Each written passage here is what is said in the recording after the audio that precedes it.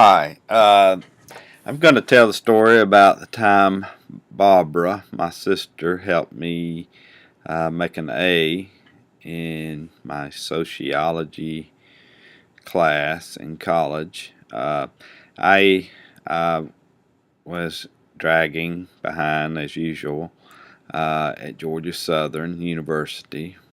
I had procrastinated all semester on a big project. It was a big paper. The paper was supposed to be a minimum of 50 pages, I believe. It was a real big project, so a lot of research was to go into this, and we were supposed to take the whole quarter. It was due on Monday, and Sister Barbara wanted the family to get together at her house that weekend.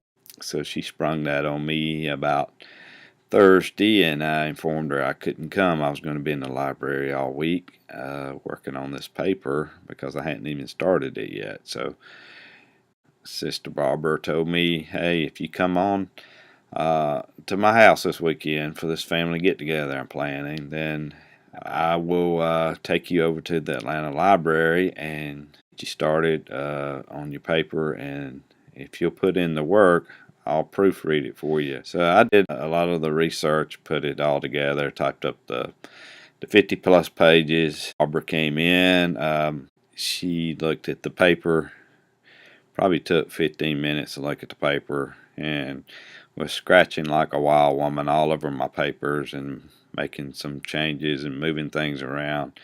And she said, okay, now go type that up. And I turned it in, and my professor, it was over 200 people in this classroom. The professor stood up. He said, okay, as usual, I could tell a lot of you just waited till the last weekend to start this. It was obvious. There's no faking this project. And there is one student who wrote the best paper I've ever read, and I've been a professor here for over 20 years, and his name is Scott Vaughn, and he gets an A++ on this paper.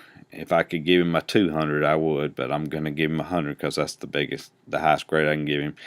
And I'm going to keep his paper for the rest of my life because it was so well written and so perfect. So thank you, Sister Barbara, for helping me out, because I was always a BC student and you were always an A+ student, and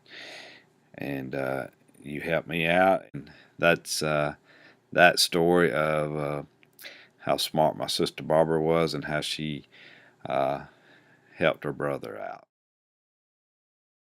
Tori, I guess the main memory I have of my sister Barbara through all the years was her generosity. I remember when she and Bill were first married, with her first paycheck, she started sending a check to Mo and Paul each month to help them with their expenses. I remember as she began to hire nannies or housekeepers, she would always treat those people like family. They were not employees to her. She was always giving them gifts and extras, and I think they loved her as like family as well.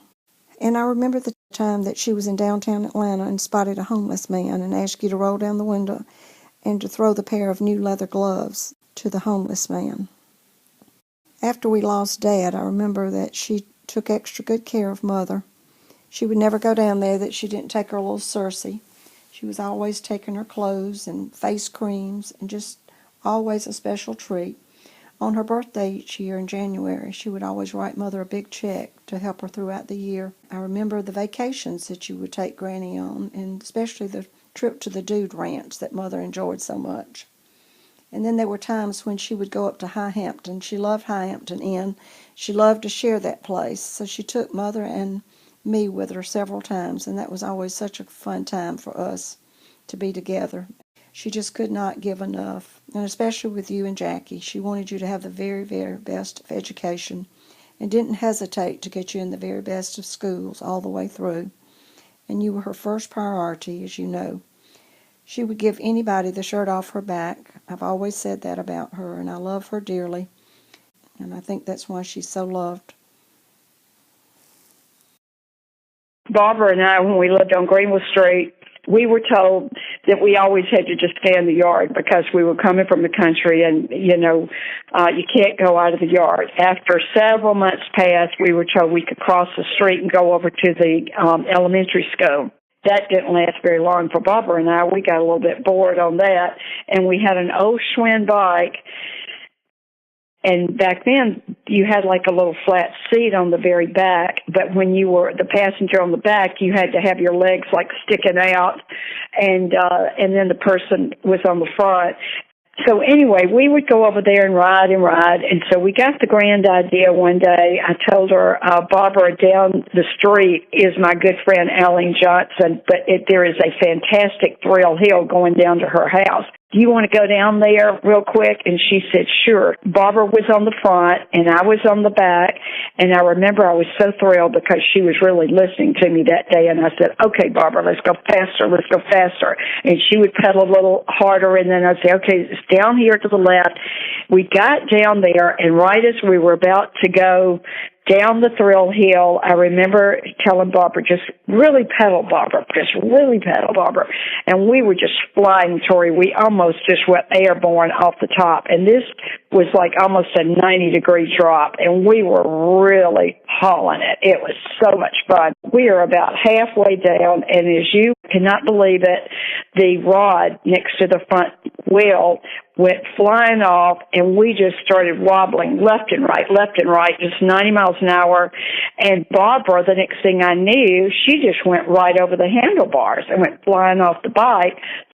And the little part of the seat that sticks out in the front went into my neck, and I'll turn around, and she's getting up off the street, and she has all the skin off of her arm.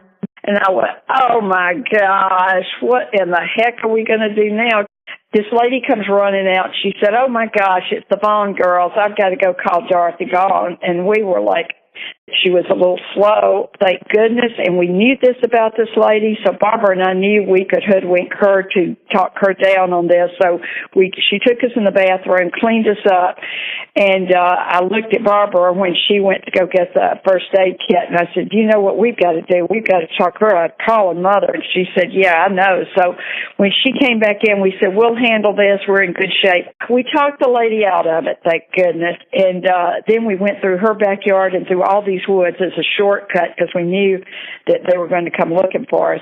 And just as we got to the edge of the playground through the woods, who's coming around the school but Goody Two-Shoes Beverly?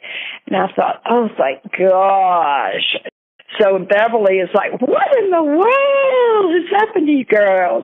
So anyway, we calmed her down real quick, and then we got home, and I remember Mother just being devastated that we were hurt so bad, and she was really making all over Barbara, but she didn't realize that I probably really needed to be in the hospital. I was hurt so bad, and I'm sitting there trying to have lunch and keep my neck down so they can't see how injured I am, and Barbara she really looked rough, but that was just the kind of thing that we did all the time together, and Barbara was just always my comrade in crime, and we just had more fun. Just a real fun sister.